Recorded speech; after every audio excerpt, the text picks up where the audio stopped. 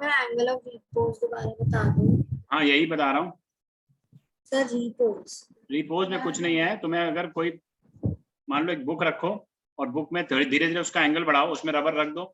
Rubber जिस समय गिरने की टेंडेंसी होगी, जिस समय रबर की जिस एंगल पे गिरने की टेंडेंसी होगी वही एंगल ऑफ रिपोज होता है। खत्म। गिरने की टेंडेंसी, गिरे नहीं, ध्यान सुनना, क्या गिरे नहीं, गिरने की टेंडेंसी हो। Sir just slide. हाँ जस्ट लाइक एंगल। हाँ तो एंगल ऑफ फ्रिक्शन क्या होता है? एंगल ऑफ फ्रिक्शन होता है कि अगर मान लीजिए कोई ब्लॉक रखा हुआ है ऐसे, ठीक है, इस तरह से रखा हुआ है ब्लॉक, और अब तुमने इस पे क्या किया, इसका रिएक्शन फोर्स ये है, नॉर्मल रिएक्शन ये है, और ये रफ सरफेस पे रखा हुआ है। किस पे रखा है? रफ सरफेस पे। अब क्या होता है कि आप यहाँ पर फोर्स लगाना स्टार्ट करते हैं। तो जैसे आप टेबल पे अपने अपने एक रजिस्टर रखो, पहले उसको नॉर्मली प्रेस करना, ठीक है, पहले उसको नॉर्मली प्रेस करना, ठीक है, और फिर धीरे धीरे एंगल बढ़ाना, मतलब इस तरह से। तो आप देखना कि एक सर्टेन एंगल पर ये ब्लॉक जो होगा वो जस्ट स्लाइड करेगा, मतलब इस तरफ चलेगा, इस तरफ। तो आखिरकार मैं अगर एक सर्टेन एंगल के बाद ही क्यों चला, पहले क्यों नहीं चला? इसका मतलब है कि कहीं ना कहीं जो इसमें फ्रिक्शन है वो उसको रोक रहा होगा, ठीक है। लेकिन जिस एंगल पर जो ये तुम फोर्स लगा रहे हो, अप्लाइड फोर्स, जिस एंगल पर ये फोर्स जा करके बैलेंस हो जाएगा, मतलब बैलेंस क्या कि इतना लग जाए कि वो फ्रिक्शन फोर्स को ओवरकम कर ले और बॉडी को जस्ट स्लाइड करे। सर नहीं आया समझ में।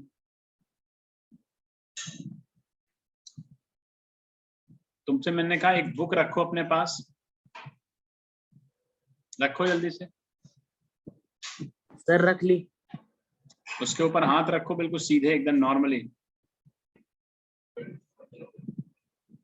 और शपथ लो सब लोग हैं। देखो सुनो इधर ध्यान से, ऐसे सर रख लिया। ऐसे रखो, ऐसे ऐसे हाथ रखो पहले, ठीक है। और रखने के बाद में और धीरे, जैसे पहले एकदम नॉर्मल रखना है, फिर धीरे धीरे अपना हाथ धीरे धीरे ऐसे करो और उसको घुमाना स्टार्ट करो, या ऐसे करो, पेन रखो ऐसे करके, ऐसे पेन रखो सीधे बुक के ऊपर ऐसे, और धीरे धीरे इस बुक पे ऐसे ऐसे एंगल बनाओ, ऐसे करो। देखो बुक चली कि नहीं चली, स्लाइड करी कि नहीं करी? करेगी सर। करी ना, तो किसी सर्टेन एंगल पे स्लाइड कर रही ना वो, हैं? क्यों? हाँ सर। किसी सर्टेन एंगल पे स्लाइड करी ना, तो वो आपका क्या होता है, ये एंगल कहलाता है एंगल ऑफ फ्रिक्शन। एक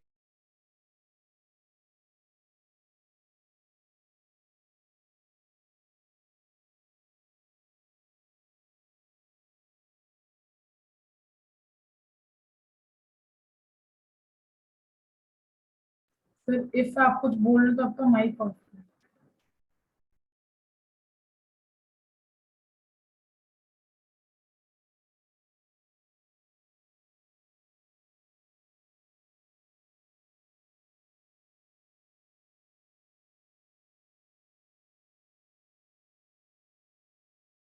है, तो जिस एंगल पर स्लाइड कर जाएगा, देखिए आप सबने पेन रख करके वर्टिकली उसको धीरे धीरे एंगल बढ़ाओ, तो जिस एंगल पर स्लाइड करेगा वो एंगल ऑफ फ्रिक्शन होता है। तो इसमें क्या लिखते हैं बेटा, देखो आप इसको जरा सा ऐसे ड्रॉ कर दो।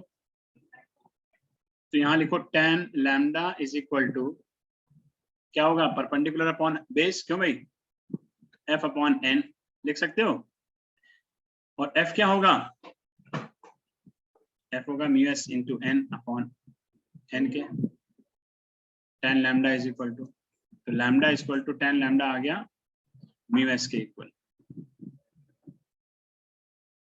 ठीक है।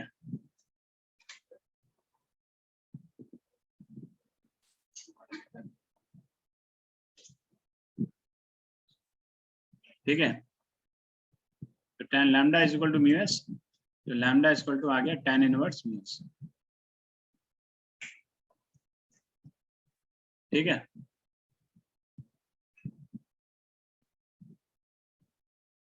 Sir lambda angle of friction है हाँ, lambda angle of friction. Sir, तो इस फॉर्मूला को डायरेक्ट लगा सकते हैं? हाँ, दिया ही इसलिए क्या।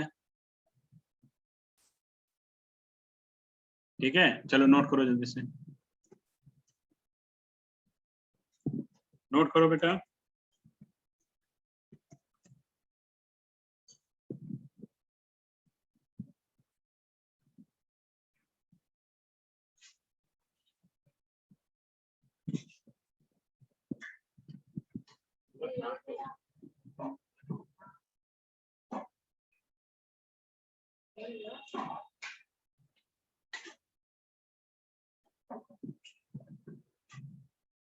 कर लिया सर। हाँ, तो लिखो एंगल ऑफ फ्रिक्शन क्या होगा, लिखो लिखो बेटा, डेफिनेशन लिखो, लिख लो। ठीक है, लिखो एंगल ऑफ, लिखेगा एंगल ऑफ फ्रिक्शन क्या है। देखिए, angle of friction is the angle of a plane to the horizontal, is the angle of a plane to the horizontal,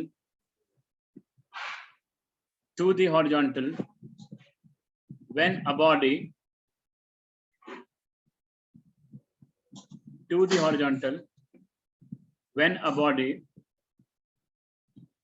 placed on the plane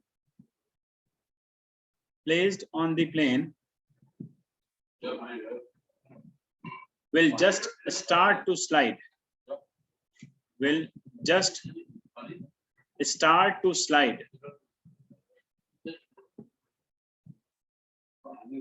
sir एक बार फिर से बोल दीजिए। फिर से बोल देता हूँ, ध्यान से सुन लो। Angle of friction is the angle of plane to the horizontal when a body placed on the plane will just start to slide.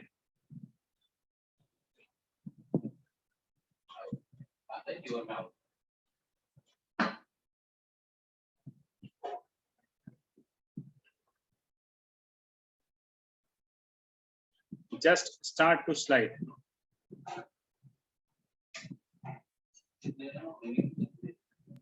ये सर आपने tan लैम्डा लिखा है? हाँ, tan लैम्डा लिखा हुआ है।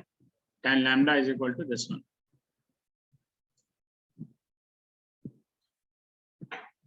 ठीक है, चलो अब लिखो आगे। तो एक तरह से जो एंगल ऑफ फ्रिक्शन और एंगल ऑफ रिपोज जो होते हैं दोनों बराबर होते हैं, लैम्डा इक्वल टू थीटा होता है। अब मैं आपको एक छोटा सा है क्वेश्चन समझ लो, कॉन्सेप्ट समझ लो, जो भी समझ लो। जैसे ये है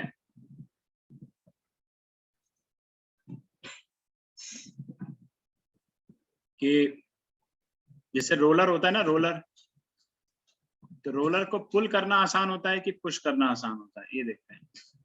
तो जैसे ये रोलर है, ठीक है ना, तो यहाँ पर हमने क्या किया कि अगर मान लीजिए हम इसे पहले पुल कर रहे हैं, ये पुलिंग फोर्स यहाँ लगा रहा, और ये रफ सरफेस पे रखा हुआ है मान, ठीक है।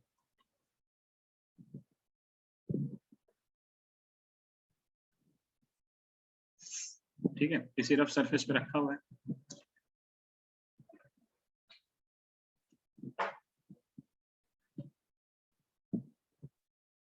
ये फोर्स लगा रहे हैं आप, ये इसकी रिएक्शन है,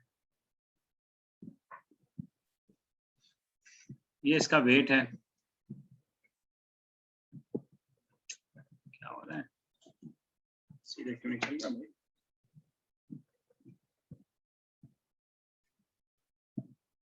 ठीक है, ये इसका वेट है यानी mg। तो अब क्या होगा, अब ये अगर रफ सरफेस में है कोई दिक्कत नहीं, तो इसके दो कंपोनेंट है बेटा। देखो, अगर मैं कहता हूँ ये थीटा एंगल है, तो इसके दो कंपोनेंट हुए, एक हो गया f sin थीटा और एक हो गया f cos थीटा। तो अगर मैं देखूं तो यहाँ पे जो n, अगर मैं पुलिंग में देखूं तो n plus F cos theta this is equal to mg। तो नॉर्मल रिएक्शन कितनी हुई बेटा, mg minus F cos theta. जो नॉर्मल रिएक्शन है, जो रिएक्शन फोर्स है, वो यहाँ पे एक तरह से कम लग रहा है। तो पुल करने में नॉर्मल रिएक्शन फोर्स कम लगता है एज कंपेयर टू पुश। क्यों? पुश में कैसा हो जाएगा, देखो जैसे इस तरह से है, रोलर ही रखा हुआ है। अब इसमें आप ऐसे लगा रहे हैं, ये रिएक्शन फोर्स है, ये mg है, ये f है, ये थीटा, तो ये भी थीटा। इस तरह f साइन थीटा, ये पुश कर रहे हैं आप इसे, और इस तरफ f sine theta, sorry f cos theta. तो यहाँ पर क्या होगा, यहाँ पे हो जाएगा n is equal to mg plus f cos theta. इसको n2 मान लो, इसको n1 मान लो, ठीक है। तो n2 is equal to mg plus f cos theta, ये आ जाएगा। n2 is equal to mg plus f cos theta, और यहाँ पे n1 इज इक्वल टू है mg minus f cos theta. तो एक तरह से रिएक्शन फोर्स n2 का ज्यादा हो गया m1 से, तो ये यानी कि इसका मतलब लोड ज्यादा यहाँ पे होगा, यहाँ कम होगा, इसलिए क्या होगा, पुल इजी होगा। Pull is easy, easier than इससे पुश। ये भी प्लीज आप लोग ध्यान करें और नोट कर लें। क्वेश्चन कभी कभी पूछते पर हैं। दोबारा समझाइए, समझ नहीं आया। कंपोनेंट आते हैं कि नहीं आते निकालने? Yes sir. किसके कंपोनेंट्स किए मैंने? किसके किए कंपोनेंट्स? एन के। एन के कहाँ दिख रहा है? एन कहाँ दिख रहा है? दो जगह पे। कंपोनेंट क्या होता है?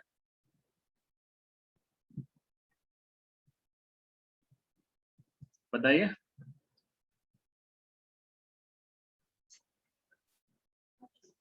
बोलो भाई।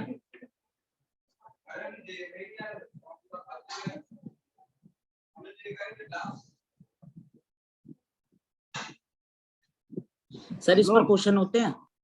ये क्वेश्चन नहीं, ये कॉन्सेप्ट है एक तरह से, बस सिंपल सा है। मुझे पहले बताओ।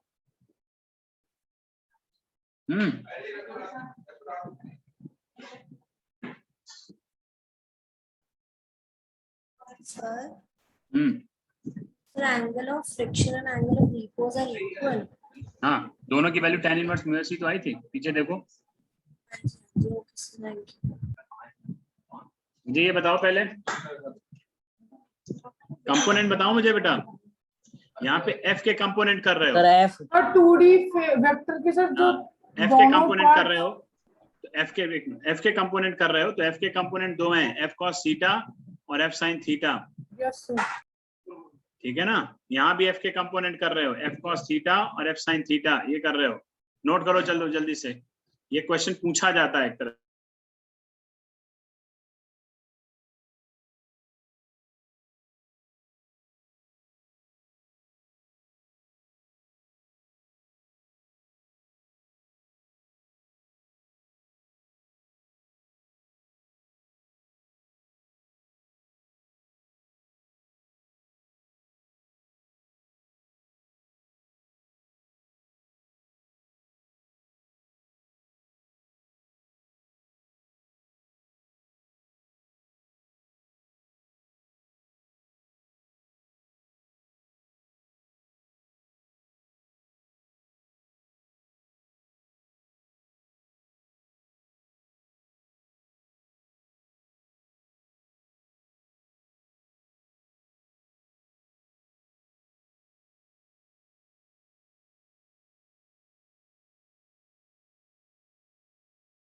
सर ये इम्पोर्टेंट है? मैं कहूंगा नहीं इम्पोर्टेंट है तो छोड़ दोगे हैं? No sir. तो फिर पढ़ लेते चुपचाप। सर ये सिर्फ रोलर के केस में है, हाँ, रोलर के केस का। क्योंकि सर दरवाजे तो हम हमेशा पुश करके ही खोलते हैं।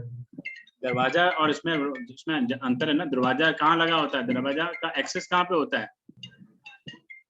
दरवाजे का एक्सेल कहाँ होता है? दीवार में। सर कोने पे बिल्कुल। वो जमीन पे थोड़ी कनेक्टेड है, ओके। वहां पे टॉर्क लगता है बेटा, दरवाजे में टॉर्क लगता है, ठीक है।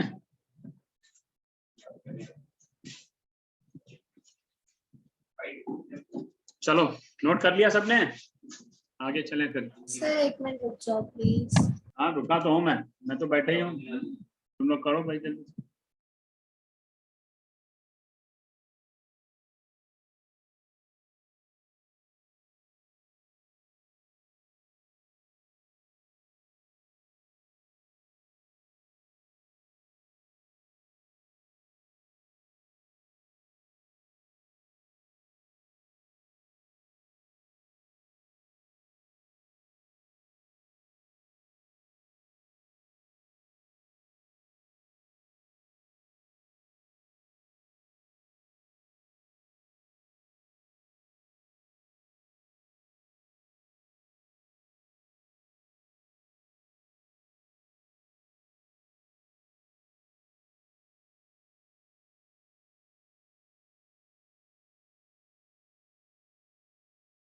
Sir done.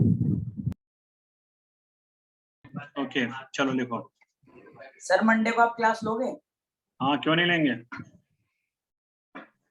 Sir Tuesday Thursday थी ना, अब तो ट्यूसडे थर्सडे नहीं सैटरडे। ट्यूसडे थर्सडे सैटरडे है, लेकिन मंडे को क्यों, क्या कहा है मैंने क्लास लेने के लिए? क्या संडे को कहा है? नहीं सर, सर संडे क्यों? संडे को कहा है एक्स्ट्रा क्लास के लिए। Extra class. सर प्रोजेक्टाइल की सर कितने बजे? वो सुबह ही बताऊंगा समय, मतलब 1 बजे के बाद ही होगी कल। सर मैं कल शिफ्ट कर रहा हूँ तो मैं अटेंड नहीं कर पाऊंगा। एक्स्ट्रा क्लास होगी रिव्यू ना, पुराना कोई टॉपिक होगा, ठीक है। सर ओके पढ़ाओगे क्या? जो तुम लोग पूछ लोगे डाउट क्लास है, मतलब अब तुमने जो जो पूछते जाओगे मैं बताता जाऊंगा बस। Sir projectile. चलो जो बस थोड़ा स्पीड से पढ़ाता जाऊंगा, थोड़ा जो यस सर प्रोजेक्टाइल ही पढ़ा देना। हाँ चलो अच्छा पढ़ लेना, अभी तो पढ़ो आगे। अरे अभी पढ़ो, चुप रहो, कल बात करना, कल जो टॉपिक पढ़ने हो कल बताते जाना, मैं पढ़ाता जाऊंगा। अभी के चक्कर में ये समय भी निकल जाता है।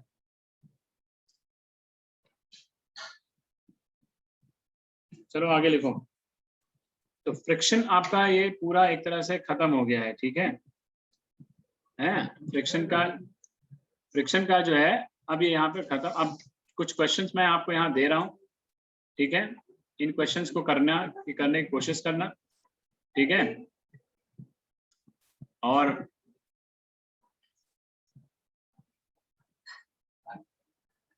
पुली और ये वाले क्वेश्चन आपने अच्छे से करे हुए हैं, तो जरा इनको भी जरा सा अच्छे से एक बार करने की कोशिश करिएगा।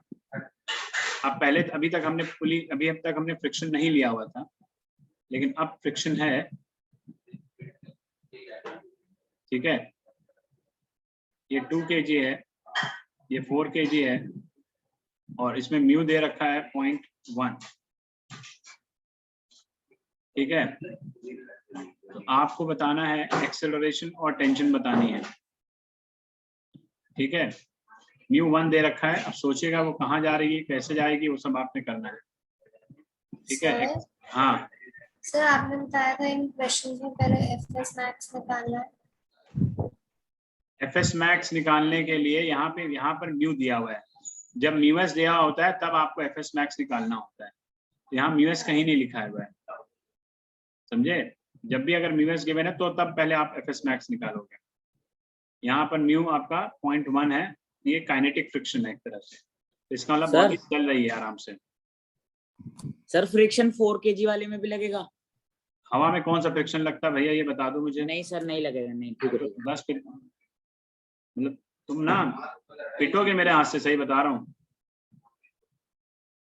सामने आओ तब अच्छे से पहले सफाई करूंगा। सर थोड़ा बहुत तो होगा फ्रिक्शन, हवा में भी नेग्लिजिबल बट होगा। अरे नेग्लिजिबल होगा, लेकिन इतना तो नहीं होगा जितना आप सोच रहे हैं, तो भाई ये क्वेश्चन आप ट्राई करेंगे सब और मुझे दिखाएंगे। ये रहा, ये सरफेस स्मूथ है, समझे? यानी यहां पर कोई फ्रिक्शन नहीं है, लेकिन इस सरफेस में फ्रिक्शन है बेटा, ठीक है? यहाँ पे म्यूएस दे रखा है 0.4 और म्यूके दे रखा है 0.1।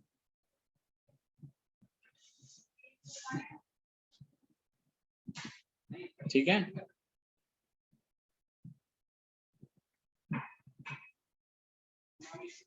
यहाँ F तुम्हारा 10 न्यूटन है, 5 न्यूटन, 10 न्यूटन, ठीक है, और 20। तीनों ही केस में आपको एक्सेलरेशन निकालना है, तीनों केस में, ठीक है? दोनों ब्लॉक का एक्सेलरेशन ऑफ बोथ ब्लॉक। हाँ, सर इससे ऊपर वाले क्वेश्चन में म्यू एन लगेगा क्या? है इससे ऊपर वाला क्वेश्चन क्या? क्या लगेगा, क्या बोल रहे हो? तो म्यू दिया हुआ है तो क्या लगेगा फिर? म्यू हाँ, तो फ्रिक्शन लगेगा, और क्यों नहीं लगेगा? काइनेटिक फ्रिक्शन है। जब कहीं म्यूएस नहीं लिखा हो तो हमेशा काइनेटिक फ्रिक्शन होता है, ध्यान रखिए, यानी बॉडी चल रही है, समझे? यस।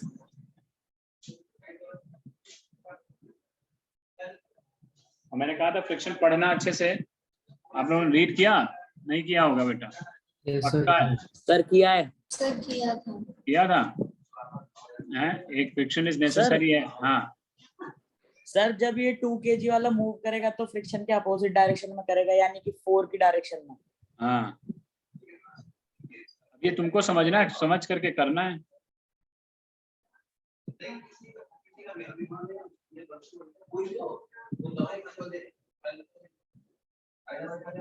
ये रफ सरफेस है, इसका म्यू दे रखा हुआ है, ठीक है, और ये थीटा है। ये गिवन है कि एक्सेलरेशन 0 है बेटा, ठीक है? एक्सेलरेशन कितना है? 0 है। तो एक्सेलरेशन 0 गिवन है, इस क्वेश्चन में एक्सेलरेशन 0 गिवन है। आपको बताना है small M upon capital M की वैल्यू, ठीक है? सर म्यू क्या गिवन है? म्यू की वैल्यू म्यू है बस। Okay sir.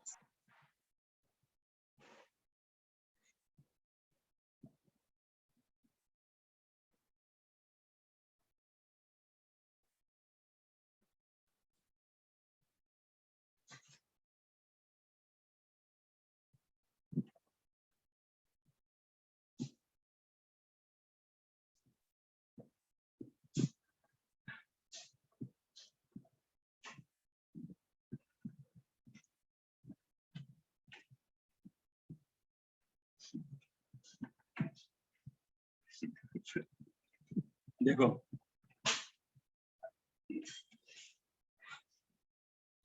ये बनाओ, सारे डायग्राम बनाओ जल्दी से, जल्दी बनाइए डायग्राम, और डिस्कस भी कर दूंगा मैं, परसों करूंगा। सर ये 4 अलग-अलग क्वेश्चंस है सारे सर। तुम्हें कैसे सब एक मैं खिचड़ी बना रहा हूँ क्या बैठ करके यहाँ पर? हैं? अलग ही अलग दिख रहे हैं सब में एरो बन रहा है, देखो देखो अलग अलग एरो बने कि नहीं बने हुए हैं? देखिए ये एरो दिख रहा है नहीं दिख रहा है? ये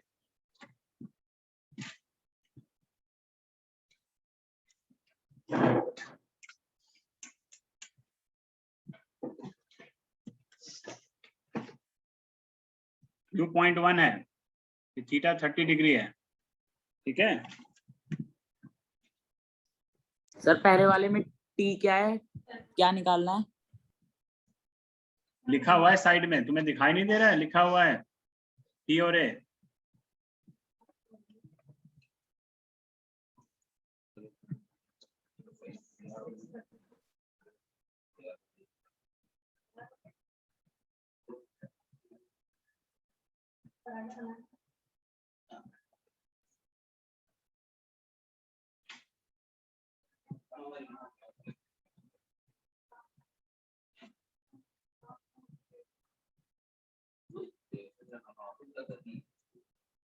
इसका म्यू बताना है बेटा।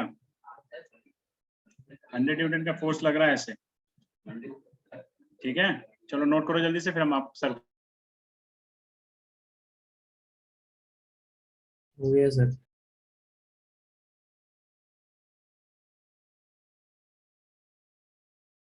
सर अभी सॉल्व करना है ऐसा होमवर्क?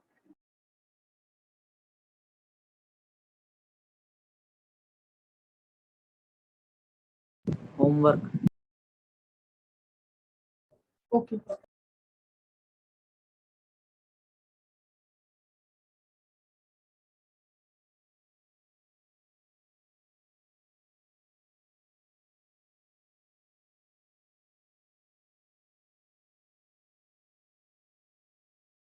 सर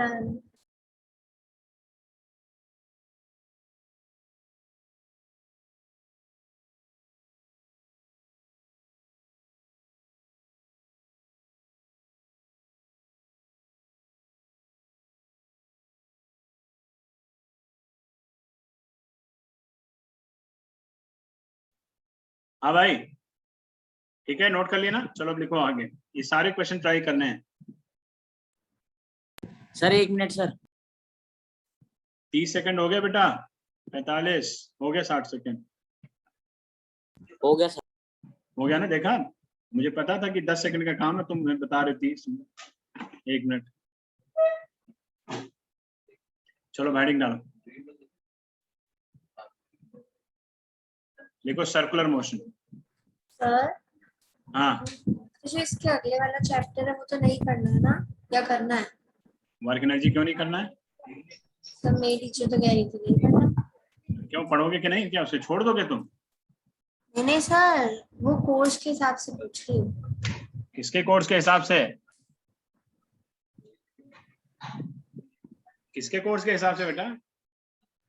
अरे सर मतलब वो सिलेबस में है कि नहीं है? क्यों नहीं है? सब चैप्टर हैं, फिजिक्स में कुछ नहीं कटा है। Okay sir. ठीक है, जो कटेगा वो मैं खुद ही बता दूंगा कि कट गया है।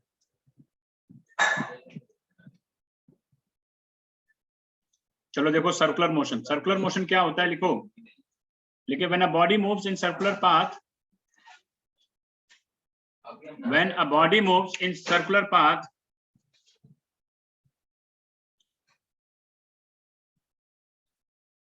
Circular path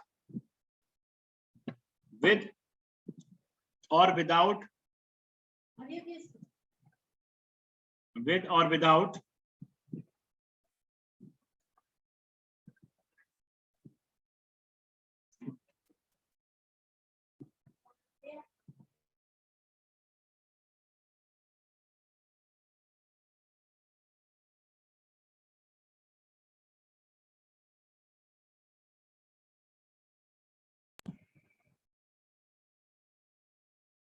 with or without constant velocity, with or without constant velocity,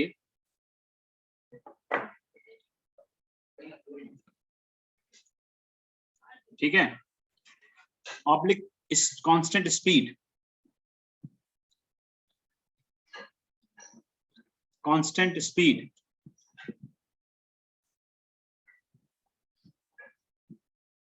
ठीक है। अब क्या होता है, देखो सर्कुलर मोशन क्या होता है, जैसे आपने देखा विदाउट कैसे मूव करेगा? है, sir without constant Without speed या constant है। वेलोसिटी कैसे? Without constant velocity. विद और विदाउट, यानी वेरिएबल होगी ना, वो वेरिएबल होगी ना। अरे सर विदाउट अगर उसकी कांस्टेंट वेलोसिटी नहीं है तो कैसे करेगा, मतलब? यानी कि वेरिएबल हो गई भाई। वेरिएबल वेलोसिटी, विदाउट का मतलब क्या होगा? विद का मतलब, विद कांस्टेंट मतलब कांस्टेंट हो गया, विदाउट कांस्टेंट मतलब क्या हो गया? मतलब वेरिएबल, सिंपल। अच्छा वो वैसे, ओके सर मतलब चेंज हो रही है ना वेलोसिटी। चेंज हो हाँ, रही है। ठीक है, ठीक है, इंग्लिश नहीं आता मुझे। देखो, तो विद और without constant velocity, oblique speed भी कर दो, स्पीड। देखिए जैसे सर्कुलर मोशन दो तरह का होता है, एक होता है यूनिफॉर्म सर्कुलर मोशन और एक होता है non uniform circular motion. Uniform circular motion में क्या होता है कि जो ऑब्जेक्ट है, जैसे ऐसे ये सर्कल है, अब इसके चारों ओर ये सर्कुलर पाथ है, अब इसके चारों ओर अगर ये ऑब्जेक्ट घूम रही है ऐसे, तो आप देखेंगे यहां पे ध्यान से कि अगर यूनिफॉर्म सर्कुलर मोशन तब होता है जब इसका किसका बॉडी का एक तरह से और ये कांटेक्ट में हो, ऐसे इस तरह से। तो बॉडी का आप देखो जरा ध्यान से कि इसकी वेलोसिटी का मैग्नीट्यूड अगर कांस्टेंट हो बट डायरेक्शन चेंज हो रहा हो, डायरेक्शन चेंज होगा बट मैग्नीट्यूड कांस्टेंट होना चाहिए यूनिफॉर्म सर्कुलर मोशन के लिए, या स्पीड कांस्टेंट होनी चाहिए। और किसी भी सर्कुलर मोशन में एक चीज और यहाँ पर इंपॉर्टेंट आती है कि कोई भी अगर सर्कुलर मोशन है तो उसके लिए सबसे इंपॉर्टेंट चीज ये होती है कि सर्कुलर मोशन तभी पॉसिबल होता है जब वहां पर कोई ना कोई सेंट्रीपिटल एक्सेलरेशन जनरेट हो। अब क्वेश्चन उठता है कि सेंट्रीपिटल एक्सेलरेशन जनरेट कौन करता है? भाई आप देखिए, याद है आप एक छोटा सा एग्जांपल बताता हूँ। जैसे होता है कि आप हम लोग क्या करते हैं, एक छोटे से बच्चे को उठा लेते हैं और उसको घुमाना चालू करते हैं, ठीक है। अब हमने घुमाना उसको स्टार्ट किया, जरा ध्यान से उसको इमेजिन करना कि जब आप उसे घुमा रहे हैं तो पहले वो जो बच्चा था वो ऐसे था, आपने उसके दोनों हाथ पकड़ रखे थे मान लो। अब उसको घुमाना स्टार्ट किया तो धीरे धीरे उसकी पोजीशन बदलती है, ऐसे होती है, फिर ऐसे होती है, फिर एकदम फ्लैट हो जाता है। होता है कि नहीं होता है जब बहुत तेजी से हम घुमाना स्टार्ट कर देते हैं? होता है कि नहीं होता है? बताओ। यस सर होता है ना? या जैसे एक होता है किकली गेम होता है, कौन सा गेम होता है? किकली। यस सर, है ना? दो लोग पकड़ के हाँ, दो लोग पकड़ के हाथ घुमाते हैं। तो उसमें क्या होता है कि जब वो घूमना स्टार्ट करते हैं तो पहले तो कुछ नहीं, लेकिन धीरे धीरे हाथों में क्या होती है, एक टेंशन जनरेट होती है कि नहीं होती है? और अब जब हाथों में टेंशन जनरेट होती है वो ही, अब उसके बाद क्या होता है, और तेजी से घूमते गए, तो फिर उनके हेड्स बाहर होना स्टार्ट हो जाते हैं, होते हैं ना, हेड्स बाहर निकलते हैं, सर बाहर हो जाते हैं और हाथ अंदर की तरफ होता है। तो जो अगर फर्स्ट पर्सन है, जैसे मान लो ये फर्स्ट पर्सन है, ये सेकंड पर्सन है, तो फर्स्ट पर्सन इसको अपनी तरफ खींच रहा होता है, सेकंड वाला उसको अपनी तरफ खींच रहा होता है। तो इसका मतलब हाथों में क्या जनरेट हुई, टेंशन जनरेट हुई कि नहीं हुई? तो देखिए वहां पर दो फोर्सेस लग रहे हैं, दो फोर्सेस वहां लग रहे हैं। एक फोर्स लग रहा है जो आपके जहां दोनों हाथों को कंबाइंड है, जहां पे दोनों लॉक कर लिया दोनों ने, एक तो फोर्स वहां पे उसकी तरफ डायरेक्टेड है, यानी इसको हम सेंटर मान ले तो कह देंगे कि सेंटर की तरफ लग रहा है। एक फोर्स लग रहा है जो बाहर की तरफ है, ठीक है। तीसरा एग्जांपल सुनो, अगर आप एक गाड़ी में बैठे हैं, ठीक है, आराम से बैठे हैं, सडनली ड्राइवर एक सर्कुलर टर्न आया, ड्राइवर ने सर्कुलर टर्न लिया, अगर मान लो राइट साइड पे सर्कुलर टर्न लिया बहुत तेजी से, लेफ्ट की तरफ, तो आप लेफ्ट की तरफ जाते हो ना, हैं? कौन कौन Yes, sir. कौन लेके जाता है बताइए? सर खुद ही जाते हैं। हैं? खुद ही जाते हैं, मतलब मन करता है चल गाड़ी मुड़ गई है, नहीं सर, मतलब फोर्स। हैं? फोर्स कौन सा? Sir inertia Circular. होता है हमारा। हैं? सर हमारा इनर्शिया होता है। क्या इनर्शिया? सर आपका क्वेश्चन क्या था, एक बार फिर से मेरा बोलिए। क्वेश्चन ये है कि हमने ड्राइवर ने शार्प लेफ्ट टर्न लिया और उसके बाद जो है एकदम से क्या कहते हैं, जो है वो राइट टर्न की तरफ चला गया, घूम गया, तो क्या रीजन होता है? Centrifugal force. सेंट्रीफ्यूगल फोर्स जो है, मैं अभी इस टर्म में नहीं आना चाह रहा, लेकिन है यही। देखो अब क्या होता है, जैसे आप जब आप टर्न करते हो ना, मान लीजिए इस तरह से आप टर्न करते हो, ये है, अब आपने टर्न किया इस तरफ, यहां पर कोई पर्सन बैठा था तो वो चला गया बाहर की तरफ। तो क्यों बाहर की तरफ जाता है? आपने जैसे पहले बोला था इनर्शिया, इनर्शिया भी कहीं ना कहीं है। देखिए क्या होता है कि हमारी जो बॉडी है, जब हम टर्न करते हैं, हम जब आप सब साइकिल तो चला ही लेते हो, साइकिल चला लेते हो, सब लोग नहीं चला पाते, सब लोग चला लेते हो। जब कभी आपने सर्कुलर टर्न पे साइकिल चलाई है, अगर कोई सर्कुलर गोल चक्कर आया और आपने साइकिल चला रहे हो, तो आप देखते हो कि आप जो है थोड़े से झुक जाते हो सेंटर की तरफ, जहां जिस तरफ सर्कल होता है। आपकी साइकिल हल्की सी झुकी होती है इस तरफ, है ना, इस तरफ झुक जाती है।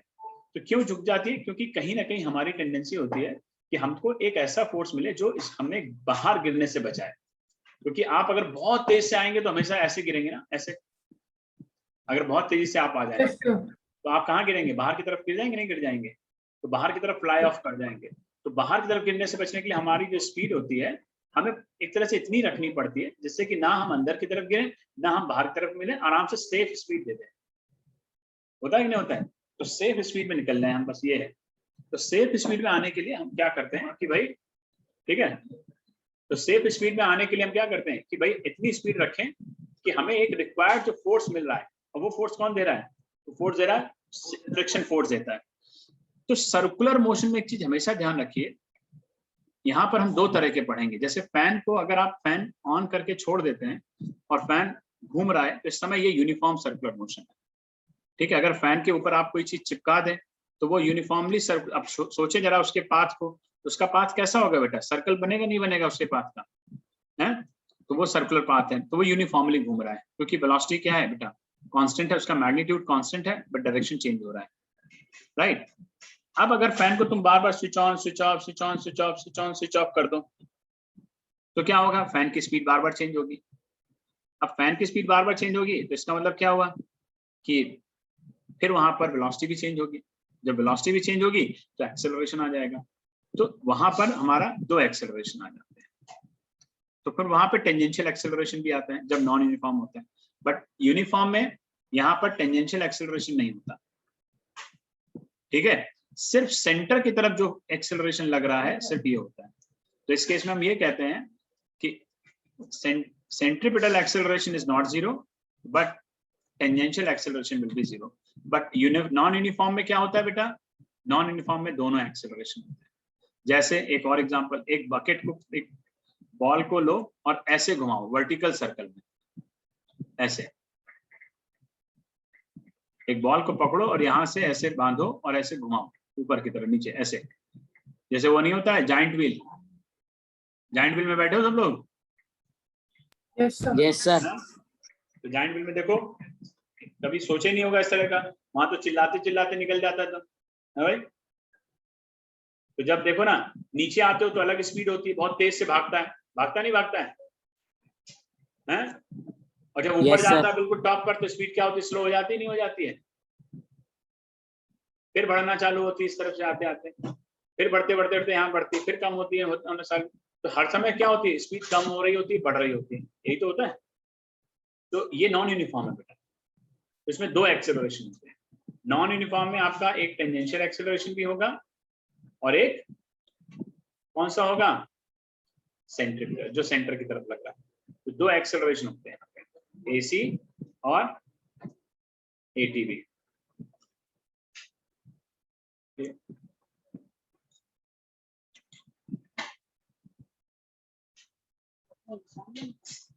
ठीक है, तो यहाँ पे दो है इस तरह से। तो एटी भी रहेगा और एसी भी रहेगा। एसी सेंटर की तरफ होता है और एटी जो है टेंजेंशियल होता है, ठीक है। तो ये रहता है बेटा। तो इसमें आपका AC and AT is not equal to zero, ठीक है।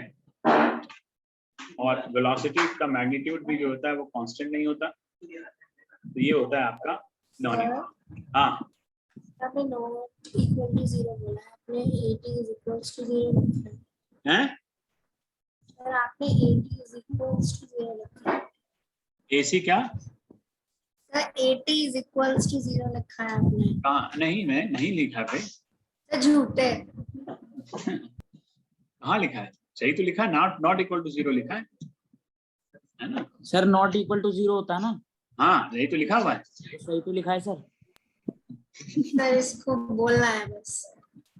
हाँ, चलो देखो, अब देखो। तो ये अब सबसे पहला टॉपिक है इस चैप्टर का। तो ये तो बेसिक था।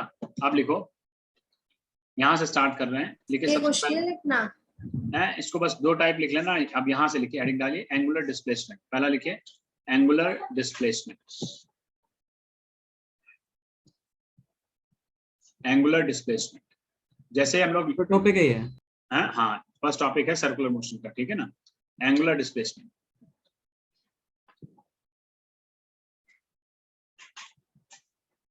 ठीक है, मान लीजिए कि आप जो है t इक्वल टू 0 पर यहां से स्टार्ट करते हैं। जैसे लीनियर डिस्प्लेसमेंट होता था ना, क्या होता था डिस्प्लेसमेंट, क्या होता था कि बॉडी का चेंज होना, पोजीशन का चेंज करना एक जगह से दूसरी जगह पे, ठीक है,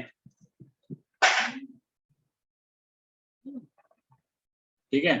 तो यहां से क्या है, मान लीजिए t इक्वल टू 0 पे स्टार्ट करता है पीक पॉइंट से और Q पॉइंट पर पहुंचता है at any time t equal to t। तो जब ये यहां से चलेगा तो क्या ये एंगल नहीं घूमेगा, बताओ, कुछ एंगल भी तो घूमेगा। Yes sir. है? तो जितना ये एंगल घूम रहा है ना, यही एंगल कहलाता है एंगुलर डिस्प्लेसमेंट। भाई देखो, यहाँ पर डिस्प्लेसमेंट हो रहा है, यहाँ पर अगर हम देखें तो यहाँ पर जो डिस्प्लेसमेंट हुआ वो ये हुआ, इस तरह से ये लीनियर डिस्प्लेसमेंट है। लेकिन एंगल जब चेंज होता है तो एंगल जो चेंज हुआ वो क्या कहलाया, वो एंगुलर डिस्प्लेसमेंट कहलाया। तो कोई भी पार्टिकल यानी angle subtended by the particle, angle subtended by the particle, वो कहलाता है आपका angular displacement. This is theta. अब अगर मैं दो पोजीशन मार्क कर दूं कि भैया चलो एक पोजीशन और ले लो यहाँ पर ऐसे हैं, और मैं बोलूं कि भैया यहाँ पे एंगल जो है वो θ1 है कुछ, या θ2 है, ये θ1 है। तो यहाँ से यहाँ तक आने में अगर ये कोई दूसरा पॉइंट S है तो आप क्या लिखोगे, तो इतना ये एंगल कितना होगा बेटा, इस एंगल को आप डेल्टा थीटा लिखोगे। तो तब क्या हो जाएगा, ये डेल्टा थीटा है और यहाँ से यहाँ तक का ये डेल्टा आर है, मान लीजिए ये डेल्टा है, सॉरी ये है, रेडियस इसकी आर दे ही रखी हुई है, ठीक है ना, रेडियस क्या दे रखी है, रेडियस इसकी आर दे रखी हुई है ये। तो यहाँ पर जो है, तो इसमें क्या है एंगुलर डिस्प्लेसमेंट, तो एंगल, ठीक है, form by the particle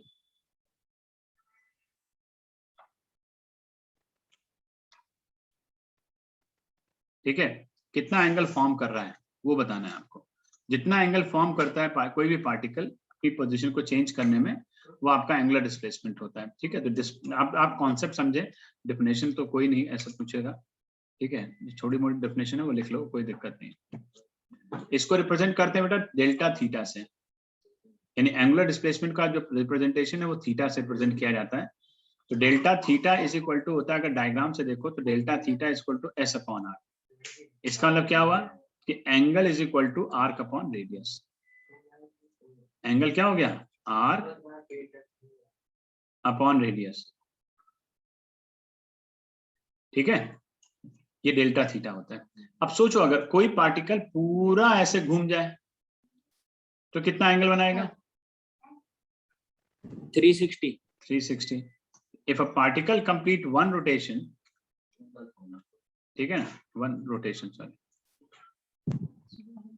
sir तब तो डिस्प्लेसमेंट 0 होगा है, नहीं एंगुलर डिस्प्लेसमेंट की, हाँ डिस्प्लेसमेंट 0 हो जाएगा, लीनियर 0 हो जाएगा, बट ये कितना बनाएगा, कंप्लीट वन रोटेशन। तो इस केस में थीटा कितना होगा, theta is 2 pi, theta is 2 pi, right. इसका यूनिट होता है रेडियन, यूनिट क्या होता है, रेडियन, ये ध्यान रखना सर एंगुलर डिस्प्लेसमेंट का, हाँ एंगुलर डिस्प्लेसमेंट का, this is just like angle है एक तरह से। मेरा भी डायरेक्टली प्रोपोर्शनल ये लिखा है।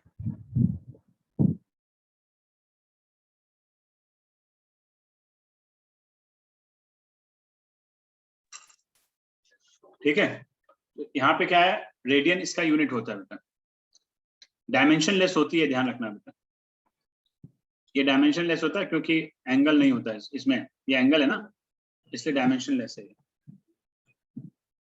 ठीक है। चलो आगे देखो। सर डायमेंशन लेस से ऊपर क्या हाँ, लिखा है? डायमेंशन लेस है ना, एंगल है ना ये। सर इससे ऊपर क्या लिखा है? ये radian, RAD, radian, radian. Sir हाँ, इसमें डेल्टा एस समझा दो। डेल्टा एस ये रहा ना, ये डिस्प्लेसमेंट, लीनियर डिस्प्लेसमेंट, यहाँ से यहाँ तक का, ये लीनियर डिस्प्लेसमेंट। तो इसको आर क्यों लिखा है?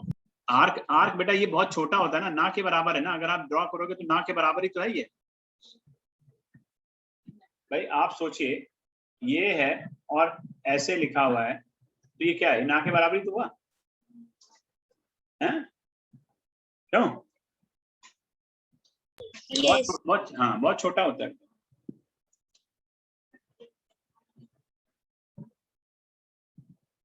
चलो देखो, ठीक है, इसका लिखिए एंगुलर वेलोसिटी।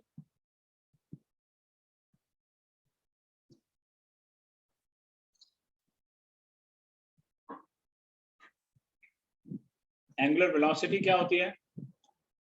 देखिए, the rate of change of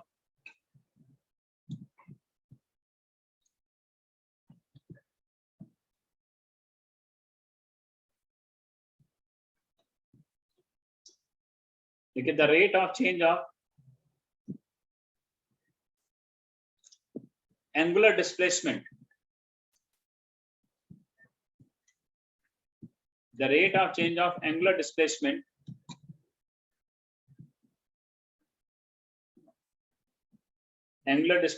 of a particle in given interval of time.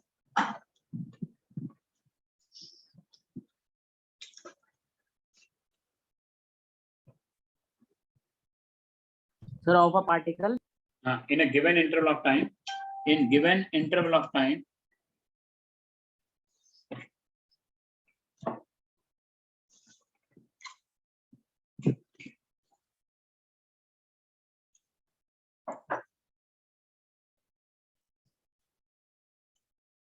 ठीक है, इसको क्या कहते हैं? Angular velocity.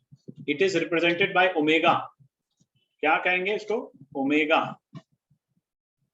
Omega is equal to delta theta upon delta T.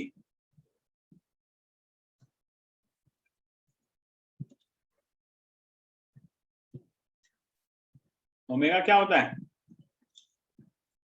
Delta theta upon delta T. Sir ये W क्या है?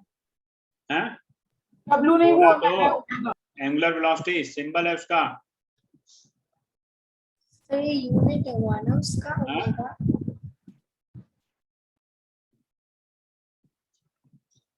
Sir omega इसका यूनिट हुआ ना?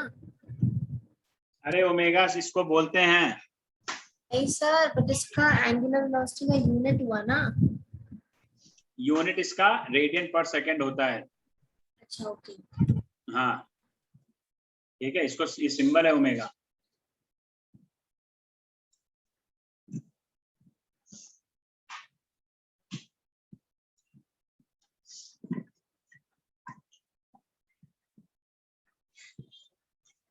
ठीक है, लिखो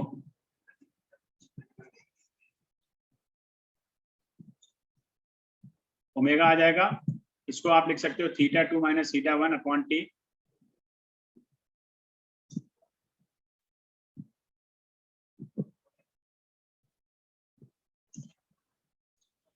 अच्छा, ये एक वेक्टर क्वांटिटी होती है, ये ध्यान रखना। जैसे डिस्प्लेसमेंट भी वेक्टर होता है ना,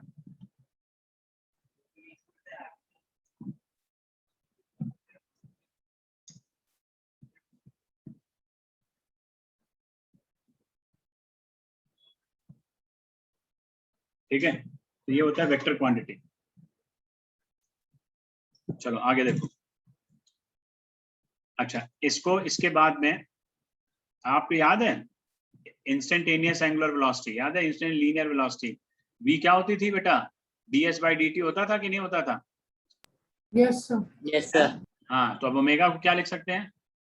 ओमेगा को लिखोगे ऐसे, limit of delta t tends to 0 delta theta upon delta t। जब बहुत छोटा हो जाएगा टाइम, तो यही वेलोसिटी आपकी इंस्टेंटेनियस बन जाएगी, तो ये D theta by D T हो जाती है। तो इसको ओमेगा को लिखा जाता है D theta by D T. This is called instantaneous angular velocity. क्या बोलते हैं? इंस्टेंटेनियस,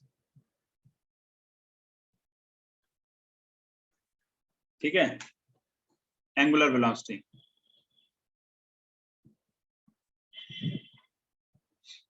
ठीक है,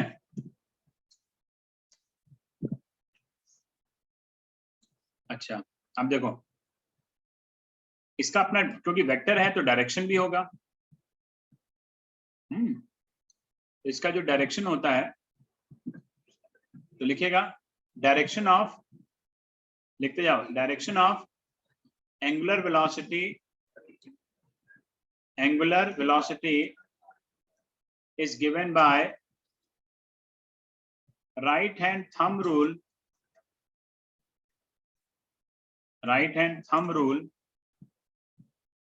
or screw rule।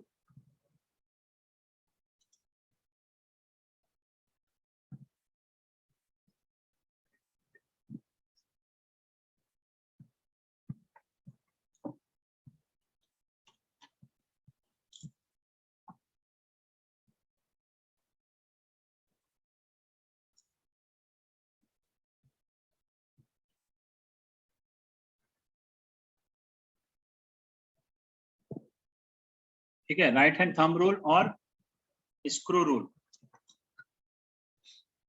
ठीक है, नोट कर लिया सबने? Yes sir.